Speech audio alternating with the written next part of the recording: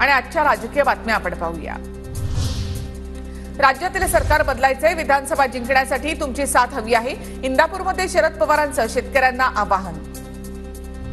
वरळीमध्ये आदित्य ठाकरे यांच्या विरोधामध्ये मनसेकडून संदीप देशपांडे हे वरळीतून निवडणूक लढवणार। गेल्या वेळच्या आदित्य ठाकरे यांच्या विरोधात मनसेने उमेदवार दिला नव्हता, पण यंदा मनसे वरळीमधून ठाकरेंना आव्हान देण्याच्या तयारीत, सूत्रांची माहिती।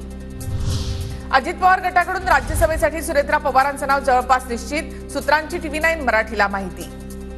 राज्यसभा निवडणुकीसाठी अजित पवार गट उद्या उमेदवाराची घोषणा करणार, प्रदेशाध्यक्ष सुनील तटकरे यांची माहिती। नाशिक शिक्षक मतदारसंघातून राजेंद्र विखे, धनराज विस्फुते यांची माघार, मात्र भाजपच्या विवेक कोल्हेंची अपक्ष उमेदवारी कायम।